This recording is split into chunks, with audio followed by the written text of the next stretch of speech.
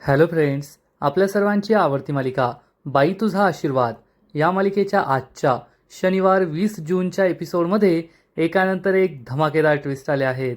मग नेमकं घडलंय तरी काय? तर फ्रेंड्स, आजच्या एपिसोडमध्ये एकीकडे अवनीने ठरवलंय की आता तिला राजाच्या घरात नाही राहायचंय, ती राजाचं घर सोडून जाणार. तर दुसरीकडे धन्याने चक्क यशोदाला सांगितलंय की आता आपल्या राजाचं लग्न झालंय, आपण वहिनीला घरी आणलंय, रिसेप्शन झालंय, आता आपण त्या दोघांना हनीमूनला पाठवूया. हे ऐकून यशोदाला जबर धक्का बसला. आणि इकडे अवनीला हॉस्टेलच मिळत नाहीये. राजाने अशी काही शाळा केली की अवनीचं आधार कार्डच हरवलं. त्यामुळे अवनीला कोणत्याच हॉस्टेलमध्ये ॲडमिशन मिळत नाहीये. कारण आजकाल आधार नसेल तर कुठे काहीच मिळत नाही. त्यामुळे अवनीला जबर धक्का बसला आहे. मग जी अवनी राजाचं घर सोडून चक्क हॉस्टेलला राहायला जायचा विचार करत होती, त्या अवनीला आता राजाबरोबर जावं लागणार आहे हनीमूनला. मग कसा असेल अवनी आणि राजाचा हनीमून हे जाणून घेण्यासाठी हा व्हिडिओ शेवटपर्यंत नक्की पहा. फ्रेंड्स, आजच्या एपिसोडच्या सुरुवातीलाच अवनी ही तिच्या रूममध्ये बसलेली असते आणि तिला आठवतं की रिसेप्शनमध्ये तिने राजाच्या नावाचा उखाणा घेतला होता. आणि हे सगळं आठवून अवनी खूप दुःखी होते. आज मला माझ्या मनाविरुद्ध संपूर्ण गावासमोर राजाची बायको, दांगटांची सून म्हणून यावं लागलं, हे सगळं तिला आठवतं. मग राजा आणि मी एकत्र जेवायला बसलो. राजाने स्वतःच्या हाताने मला गोड भरवलं, हे सगळं अवनीला आठवतं. मग अवनीला आठवतं की राजाने सगळ्यांसमोर माझ्या गळ्यात पुन्हा एकदा मंगळसूत्र घातलं आणि हे राजाच्या आईचं मंगळसूत्र आहे, याचं महत्त्व वेगळं आहे. हे सगळं अवनीला आठवतं. अवनी या मंगळसूत्राकडे पाहत असते, पण गळ्यातून हे मंगळसूत्र काढून टाकण्याची तिची हिंमत होत नाही. हे मंगळसूत्र खरं आहे का? हे नातं खरं आहे का? मी काय करतीये? हाच प्रश्न अवनीला पडलेला असतो. आणि इकडे नमी ही रिसेप्शनमधून घरी पोहोचते एकदम गुपचूप. आपल्या आईला कळायला नको, नाहीतर आई मला सोलून काढेल, हे नमीला माहीत असतं. नमी गुपचूप दरवाजा उघडते आणि दरवाजा बंद करून घेते. आजूबाजूला पाहते तर कुणीच नसतं. त्यामुळे नमीला बरं वाटतं. आज वाचले, नाहीतर आज माझं काही खरं नव्हतं असं नमीला वाटत असतं. नमी मागे पुढे पाहत पाहत पुढे येते, सप्तशृंगी देवीला नमस्कार करते आणि तेवढ्यात तिची आई चक्क तिच्या समोर उभी असते. सुलुवात्याला पाहून नमी विचारते, अगं आई, तू अजून झोपली नाही का? सुलुवात्याला खूप राग आलेला असतो आणि तिने पाठीमागे एक भली मोठी छडी लपवलेली असते. सुलुवात्या चिडून म्हणते, तुला लाज नाही वाटली का त्या धोंड्याच्या कार्यक्रमात जाऊन नाचायला, मजा करायला? आणि मग ती ही काठी काढते आणि म्हणते, आज तुला चांगलं सोलून काढते मी, मग तुला कळेल. तर नमी म्हणते, अगं आई, मी का घाबरेल बरं? आणि लाज का वाटलं पाहिजे? आता आपल्या घरचं कार्य आहे ना, आणि घरच्या कार्यात जायचं, मजा करायची, काम करायचं, एन्जॉय करायचा, हे तर घरच्या माणसांचं कामच असतं. सुलुवात्या चिडून म्हणते, ए नमे, आघाऊ बोलू नको. नमी म्हणते, आगाव कुठे काय बोलते? जे खरं तेच बोलतेय. तू जर माझं आणि यशाचं लग्न करून दिलं तर मी सुद्धा त्या घरची सून बनेल आणि ते घर तुझंच होईल ना मग. सुलुवात्या ही नमीच्या अंगावर धावून जाते. नमी खांबाच्या मागे लपते आणि म्हणते, अगं मम्मी, आता तू त्यांना दिलेला शाप पार पुसून गेलाय. त्यांच्या घरात सून आलीये. आता माझं आणि यशाचं लग्न करून दे ना, म्हणजे आमच्या मनासारखं होईल. सुलुवात्या चिडून म्हणते, नाही, 7 जन्मात सुद्धा मी तुझं आणि यशाचं लग्न लावून देणार नाही. तर नमी चिडून म्हणते, 7 जन्माचं माहीत नाही, पण या जन्मात तर माझं आणि यशाचं लग्न होणार, एवढं तू लक्षात ठेव. असं म्हणून नमी तिच्या रूममध्ये पळून जाते, दरवाजा बंद करून घेते. सुलुवात्या म्हणते, अगं, तुझं आणि यशाचं लग्न तर लांब राहिलं, मी त्या राजाचंच लग्न टिकू द्यायची नाही. राजाची बायको या घरात टिकू देणार नाही, एवढं तू लक्षात ठेव. आणि आता राजाच्या बायकोला कसं पळून लावायचं हाच प्रश्न सुलुवात्याला पडतो. आणि इकडे धनराज आणि अवनी या बोर्डसमोर आपला बिचारा धनराज म्हणजे राजा बसलेला असतो विचार करत. आणि तेवढ्यात अण्णा तेथे येतात. अण्णा राजाच्या पाठीवर एकानंतर एक धनाधन रपटे देतात. राजा विचारतो, ओ अण्णा, मारताय कशाला? तर अण्णा त्याला घट्ट मिठी मारतात. अण्णाने फुल दारू पिलेली असते, त्यामुळे राजाला वास येतो. अण्णा म्हणतो, अरे मारत नाहीये, शाबासकी देतोय, शाबासकी. अरे फक्त तुझ्यामुळे आपल्या घराला लागलेला तो कावळीनीचा शाप पार पुसला गेला आहे. खरंच तू माझा राजा बेटा आहे, राजा बेटा. धोंडी अण्णा राजाला जवळ घेतात, त्याचे लाड करतात. राजा म्हणतो, अहो अण्णा, ही थँक्यू म्हणायची कोणती पद्धत आहे तुमची? तर धोंडी अण्णा म्हणतो, राजा तुला खरं सांगू का, आज आयुष्यात पहिल्यांदा आनंदाने मी दारू प्यायली आहे. नाहीतर आजपर्यंत फक्त टेन्शनमध्ये, दुःखामध्ये, रागामध्ये दारू पिली. पण आज पहिल्यांदा माझा आनंद पोटात मावत नव्हता, त्यामुळे दारू पिली आणि आनंदाला पोटात बसवलं. तरीसुद्धा आनंद उफाळून येतोयच. राजा अण्णाकडे पाहून खूप खुश होतो. धोंडी अण्णा देवी आईला हात जोडून म्हणतो, देवी आई, तू आमच्या घरात सून पाठवलीस, आम्हाला ताकद दे. त्या सुनेला कोणताही त्रास होऊ नये, आम्ही तिचं मन दुखावू नये अशी आम्हाला बुद्धी दे. हे सगळं ऐकून राजा खुश होतो आणि धोंडी अण्णा राजाला समजावून सांगतो, ए राजा, या घरात आहे ना सून खूप कष्टाने आली आहे, मेहनतीने आली आहे. त्यामुळे सुनेला कधीच त्रास द्यायचा नाही, तिचं मन दुखावलं जाईल आणि ती घर सोडून जाईल असं कधीच करायचं नाही. राजा म्हणतो, अण्णा तुम्ही टेन्शन घेऊ नका, आमची गाठ आहे ना देवी आईने बांधली आहे आणि देवी आई ही गाठ कधीच सुटू देणार नाही. जेव्हा जेव्हा त्यांनी हे घर सोडून जाण्याचा विचार केला ना, देवी आईने त्यांना या घरात परत आणलं. त्यामुळे मला नाही वाटत हे घर सोडून त्या कधी जातील. आता त्या कायमच्या या घरातच राहणार. हे ऐकून अण्णाला खूप आनंद होतो. अण्णा म्हणतो, ठीक आहे, आता मला आहे ना झोपायला जायचं आहे. अण्णा पुन्हा एकदा राजाजवळ येतात आणि म्हणतो, एक लक्षात ठेवायचं बरं का, माझ्या सुनेला काही त्रास नाही झाला पाहिजे. राजा हो म्हणतो. अण्णा तिथून निघून जातात. मग राजा हा देवी आईशी बोलू लागतो, देवी आई, मला खरंच कळत नाही तुझ्या मनात काय आहे, पण आता इथपर्यंत तू आणलंय तर पुढे सुद्धा तूच तारून नेशील हे मला माहिती आहे. तेवढ्यात यशोदा तेथे येतो आणि विचारतो, ए राजा, कोणाशी बोलतोय रे? राजाला यशोदाशी बोलायचं नसतं, यशोदा चिडलाय हे राजाला माहिती आहे. राजा फोनवर बोलण्याचं नाटक करतो, हो नाना, उद्या सकाळी तुमची गाडी देतो बरं, फोन स्पीकरवर होता, असं नाटक करत करत राजा आतमध्ये निघून जातो. यशोदा विचार करतो, या राजाच्या मनात नेमकं काय आहे तेच कळत नाही. त्यांनी सांगितलं की हे लग्न खोटं आहे, पण हा राजा तर खुश दिसतोय. मग या राजाचं नेमकं काय मनात आहे हे शोधून काढायला हवं, असा विचार यशोदा करतो. अवनी ही रूममध्ये बसलेली असते. राजा दरवाजावर नॉक नॉक करतो. अवनी दरवाजा उघडते. राजाला पाहून अवनी त्याला डोळे दाखवते. तर राजा स्माईल करतो. अवनी आतमध्ये येऊन रुसून बसते आणि राजाला म्हणते, जे काही बोलायचं आहे तिथूनच बोल. तर राजा म्हणतो, आज तुम्ही माझ्यासाठी जे काही केलं आहे ना त्याबद्दल थँक्यू म्हणायचं आहे. अवनी चिडून म्हणते, मी तुझ्यासाठी काहीच केलं नाही आहे, मी तुझ्या कुटुंबासाठी सगळं केलं आहे, एवढं लक्षात ठेव. राजा म्हणतो, अहो ते तुम्ही मला बाहेर सांगितलं, पण शेवटी एक ना एकच ना, माझ्यासाठी केलं काय आणि माझ्या कुटुंबासाठी केलं काय, सगळं एकच आहे. आणि कसं असतं ना, तुम्हाला मी खरं सांगतो की आता बाहेर जे काही झालं ते आई शपथ मला नव्हतं माहीत की माझ्या घरच्यांनी एवढा मोठा घाट घातला आहे. आजकाल माझ्याबद्दल काय घडतंय माझं मलाच कळत नाही आहे. अवनी चिडून म्हणते, एकदम बरोबर बोलतोय तू, तू काहीच करत नाही, सगळं आपोआप होऊन जातं. राजा म्हणतो, चिडताय कशाला, आता मी तुम्हाला एवढी मदत केली, तुमचे पप्पा, तुमचा भाऊ किती डेंजर आहे, तो कोटक्या विमान, तो तर येथे बंदूक घेऊन आला होता आणि तुम्ही मलाच बोलताय. अवनी चिडून म्हणते, आता त्या सगळ्याची आठवण करून देणार आहेस तुम्हाला? राजा म्हणतो, नाही, आठवण नाही करून देणार आहे, फक्त तुम्हाला सांगतोय की त्या विमानशी तुमचं लग्न झालं असतं तर तुमची स्वप्न पूर्ण झाली असती का? तर अवनी म्हणते, मग आत्ता तरी कोठे होताय, तू तरी वेगळं काय करतोय, आत्ता माझी स्वप्न कशी पूर्ण होणार? राजा सांगतो, होणार ना, तुमची सगळी स्वप्न पूर्ण होणार, तुम्ही टेन्शन घेऊ नका, मी तुमची सगळी स्वप्न पूर्ण करणार. अवनी चिडून म्हणते, अशी कशी स्वप्न पूर्ण होणार?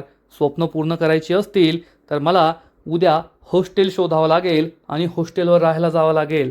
राजाला मोठा धक्काच बसतो. राजा म्हणतो, अहो हॉस्टेल शोधायची काय गरज आहे, तुम्ही येथेच राहा ना, निवांत राहा. अवनी चिडून म्हणते, नाही, मी ह्या खोट्या लग्नाचा भार अजून सहन करू शकत नाही, मी या घरात नाही राहणार. उद्या आपण हॉस्टेल शोधायला जातोय, हॉस्टेल सापडलं की मी हॉस्टेलवर राहणार. राजाचा नाईलाज होतो. राजा मनात विचार करतो, या तर पुन्हा पुन्हा घर सोडून जायचंच बोलताय, आता यांना घरात कसं थांबवायचं हाच प्रश्न राजाला पडतो. राजा अवनीला म्हणतो, ठीक आहे, उद्या सकाळी आपण हॉस्टेल शोधायला जाऊया. आणि राजा हा रूम बाहेर पडतो. अवनी तशीच तोंड फुगून बसते. राजा कोट भिंतीला लटकवतो. तेवढ्यात यशोदा तेथे येतो आणि म्हणतो, राजा इकडे किचनमध्ये, मला तुझ्याशी महत्त्वाचं बोलायचं आहे. यशोदा निघून जातो. राजा खूप घाबरतो. देवी आई, तुझ्या लेकराची अजून किती परीक्षा घेणार आहे? आता यशोदा काय करतो हाच प्रश्न राजाला पडतो. राजा किचनमध्ये येतो आणि यशोदा काही बोलणार इतक्यात पाणी पिण्याचा बहाणा करतो. पाणी पिता पिता तो यशोदाला म्हणतो, यशोदा खूप तहान लागली होती रे. यशोदा त्याला डोळे दाखवतो. राजा म्हणतो, तू पण पाणी पी ना. आणि मला झोप येते, मी झोपायला जातो, तू पण आराम कर. दिवसभर खूप धावपळ झाली असेल ना, चल मी येतो. असं म्हणून राजा तेथून जाणार. इतक्यात यशोदा म्हणतो, ए राजा थांब, पळून जायचं नाही. राजा थांबतो. यशोदा आजूबाजूला पाहतो, कुणीच नसतं. यशोदा राजाला विचारतो, हे सगळं काय सुरू आहे? तू तर म्हणालास की तुझं त्यांच्यावर प्रेम आहे. राजा मान हलवतो. यशोदा चिडून म्हणतो, मान हलवू नको. आणि मग यशोदा म्हणतो, मग त्यांनी मला असं का सांगितलं की हे लग्न खोटं आहे? राजा पुन्हा मान हलवतो. यशोदा चिडून म्हणतो, अरे मान हलवू नको, काय खरं काय खोटं ते तरी सांग. तर राजा म्हणतो, अरे मी सगळं खरंच सांगतोय. हे खरं आहे की माझं त्यांच्यावर प्रेम आहे, पण हे सगळं वनवे होतं. त्यांचं माझ्यावर प्रेम नव्हतं. मी तर त्यांची स्वप्न पूर्ण करण्यासाठी त्यांना पुण्याला नेत होतो. पण तेवढ्यात त्यांच्या बाबांची भावाची माणसं आली, ते गुंड आले. मग आम्हाला पोलीस स्टेशनमध्ये जावं लागलं. तर पोलिसांनी आम्हाला सांगितलं, जर तुम्ही लग्न केलं नाही तर अवनी मॅडमला त्यांच्या वडिलांकडे सोपवावं लागेल. मग त्या मोठ्या विमानबरोबर त्यांचं लग्न झालं असतं. आणि तो विमान कसा आहे, माणूस म्हणण्याच्या तरी लायकीचा आहे का, तुला माहिती आहे ना. म्हणून नाईलाजाने आम्हाला हे लग्न करावं लागलं. तर यशोदा म्हणतो, अरे पण राजा त्याला समजावून सांगतो, यशोदा माझ्यावर विश्वास ठेव. सगळं चांगलं झालं आहे आणि सगळं चांगलंच होणार आहे. नाईलाजाने लग्न करावं लागलं, पण माझं त्यांच्यावर खूप प्रेम आहे आणि मी कोणताही चुकीचा हेतू मनात ठेवून त्यांच्याशी लग्न केलेला नाही आहे. यशोदा म्हणतो, अरे राजा तुझ्यावर विश्वास आहे, पण आता अख्ख्या गावाला कळलं आहे आणि जर त्या घर सोडून गेल्या तर काय होईल? राजा म्हणतो, यशोदा हे सगळं देवी आईने केलं आहे आणि माझा देवी आईवर पूर्ण विश्वास आहे. देवी आई कधीच आमची गाठ मोडू देणार नाही. त्यामुळे तू टेन्शन घेऊ नको. होप लय मोठी तोप चीज आहे रे. होप ठेव. मी होप ठेवली आहे, तू सुद्धा होप ठेव. आणि आता झोप. ते आपलं घर सोडून नाही जाणार. मला सुद्धा झोप येते. असं म्हणून राजा हा झोपायला येतो हॉलमध्ये आणि तेथे धन्याच्या बाजूला बसतो. तेथे पाण्या आणि धन्या असतात. धन्या विचारतो, ए तू येथे कशाला आला रे? जा ना आतमध्ये वहिनींच्या रूममध्ये. तर राजा म्हणतो, नाही नाही मला येथेच झोपायचं आहे. पाण्या म्हणतो, ए राजा जाय रे आतमध्ये. पण राजा तेथेच झोपतो आणि म्हणतो, लग्न झाल्यावर बदलणारा भाऊ नाही आहे मी माझ्या भावांची साथ कधीच सोडणार नाही.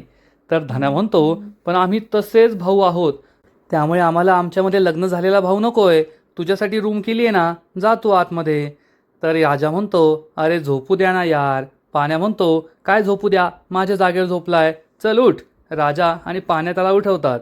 राजा त्यांच्यासमोर हात जोडतो, अरे मला झोपू द्या ना येथे. पण पाण्या आणि धन्या काय ऐकत नाही आणि म्हणतात, तू जाय रे, तू जाय तुझ्या रूममध्ये. हे दोघे मिळून त्याला हकलू लागतात. तेवढ्यात यशोदा येतो आणि विचारतो, काय सुरू आहे? तर धन्या सांगतो, पहा ना याचं लग्न झालं आहे ना आता, मग त्याने वहिनीबरोबर झोपायला पाहिजे, तो येथेच झोपलाय. यशोदा चिडून म्हणतो, गप्प बसायचं, त्याला जेथे झोपायचं ना तेथे झोपू द्या. धन्या आणि पाण्याला काही कळतच नाही आणि राजा तेथे झोपतो. यशोदा त्याला डोळे दाखवतो, तो तोंडावर घेऊन झोपतो. आणि मग दुसरा दिवस उजाडतो. अवनी ही हॉलमध्ये येते. तेथे पाण्या धन्या राजा एकमेकांच्या अंगावर हातपाय टाकून झोपलेले असतात आणि पाण्या विचित्र झोपलेला असतो. अवनी हे सगळं पाहत असते. तेवढ्यात यशोदा येतो आणि विचारतो, काय झालं, काही हवं आहे का? तर अवनी म्हणते, ते मला आंघोळीला जायचं होतं. राजा आणि पाण्या असे झोपलेत हे यशोदा पाहतो आणि त्यांच्या अंगावर चादर टाकतो आणि म्हणतो, या ना जा आतमध्ये. आणि हे दोघे किचनमध्ये येतात. यशोदा अवनीला थँक्यू म्हणतो, खरंच आज तुमच्यामुळे आमच्या संपूर्ण कुटुंबाचं नाव हे गावात निघालं आहे. आमच्या संपूर्ण कुटुंबाची इज्जत वाचली. काल तुम्ही आमच्यासाठी जे काही केलं ना, ते उपकार आम्ही कधीच विसरणार नाही.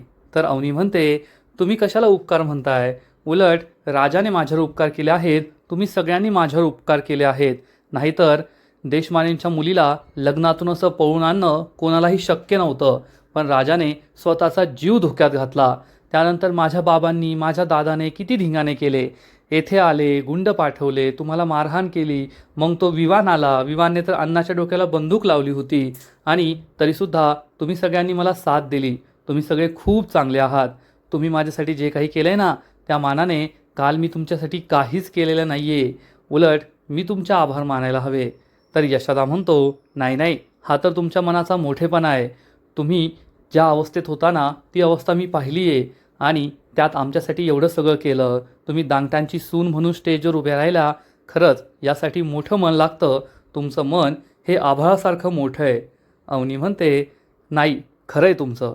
माझी अवस्था बिकटच होती. हे करणं माझ्यासाठी काही सोपं नव्हतं. पण मी हे सगळं राजासाठी केलं, कारण राजाने कोणतीही अपेक्षा न ठेवता स्वतःचा जीव धोक्यात घालून माझी स्वप्न पूर्ण करण्यासाठी हे सगळं केलं आहे. यशोदा खुश होऊन म्हणतो, मग तुम्ही देवी आईवर पूर्ण विश्वास ठेवा आणि या घरातच राहा. आम्ही तुमची सगळी स्वप्न पूर्ण करू. आम्ही चारही भाऊ आणि आमचे अण्णा नेहमी तुमच्या पाठीशी खंबीरपणे उभे राहतील. तुम्ही हे घर सोडून कोठे जाऊ नका, या घरातच राहा. अवनी यशोदाकडे आश्चर्याने पाहते. यशोदा म्हणतो, जरा जास्तच बोललो ना मी. ते तुम्ही सोडून द्या. तुम्ही तुमचा निर्णय स्वतः घ्या.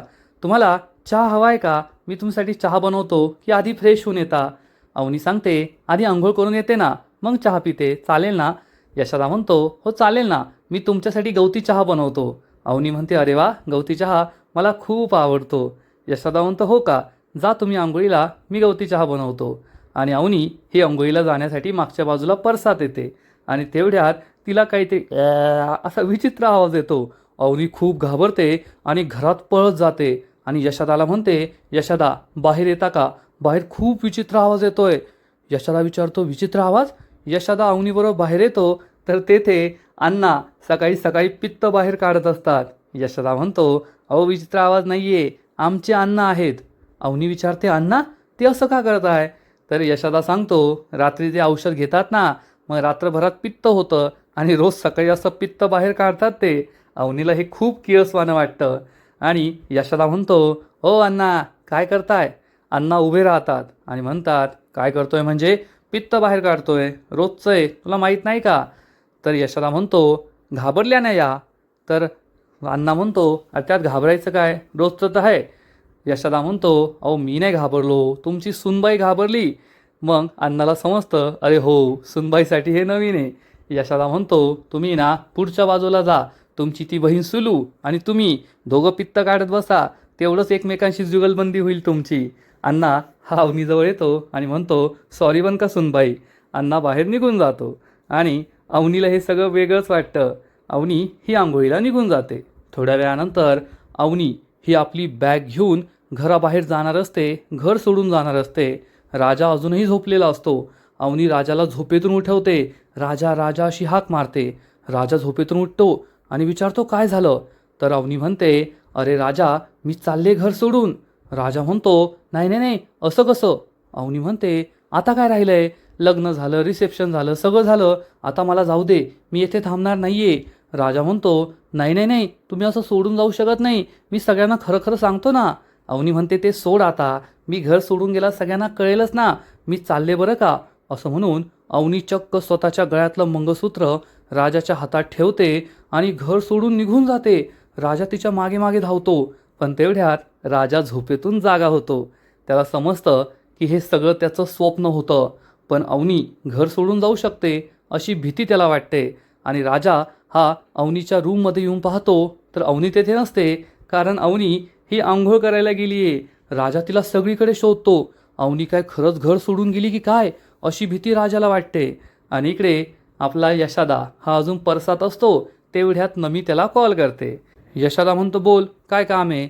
तर नमी त्याला विचारते, काय मग सकाळी सकाळी आयता चहा मिळाला की नाही? भारी वाटलं ना? कसा वाटला आयता चहा? तर यशोदा विचारतो, आयता चहा? कसला आयता चहा? माझ्या घरात चहा मीच बनवतो, मला कोण देणार आहे आयता चहा? तर नमी म्हणते, अरे वा, म्हणजे घरच्या नवीन सुनेने सकाळी सकाळी उठून तुझ्यासाठी चहा नाही बनवला का? तर यशोदा म्हणतो, ए नमे, आम्ही काय दांगटांच्या सुनेला घरी कामाला आणलं की काय? आमच्या दांगटांच्या सुनेने त्यांची स्वप्न पूर्ण करायची, मनमोकळं राहायचं, जे करायचं ते करायचं अगदी मानाने, घरकाम नाही करायचं. तर नमी म्हणते, अरे वा, खरंच प्रत्येक मुलीला तुमच्यासारखंच सासर मिळावं, नाहीतर माझं लग्न अडकलंय. माझी मम्मीने ऐकलं असतं तर आत्तापर्यंत आपल्या दोघांचं लग्न झालं असतं आणि मला मोठ्या सुनेचा मानसुद्धा मिळाला असता. यशोदा म्हणतो, ए नमे, तुझ्या आईने ऐकलं ना तर तुझ्या डोक्यावर तोच गरम चहा होतल. गप्प बस, मला गवती चहा बनवायचा आहे, मी घेऊन येतो. असं म्हणून यशोदा हा मागच्या मागेच गवती चहा आणायला निघून जातो. आणि इकडे राजा खूप घाबरलेला असतो. अवनी खरंच घर सोडून गेली की काय अशी भीती त्याला वाटत असते. आणि राजा हा धन्या आणि पाण्याला उठवतो. हे धन्या पाण्या उठा लवकर, अवनी मॅडम घरात नाहीये. धन्या ओरडून म्हणतो, काय वहिनी घर सोडून गेल्या? पाण्या म्हणतो, अरे नाही रे, घर सोडून गेल्या नसतील, आजूबाजूला असतील, शोध बरं.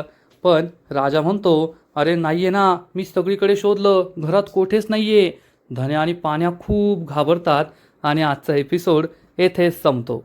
फ्रेंड्स, बाई तुझा आशीर्वाद या मालिकेचा आजचा एपिसोड खरंच खूप भारी होता, इंटरेस्टिंग होता. आता हळूहळू अवनी या घरात रुळायला लागली आहे, पण घर सोडून जायचं आहे हा विचार तिच्या मनातून काही जात नाही आहे, एवढं मात्र नक्की.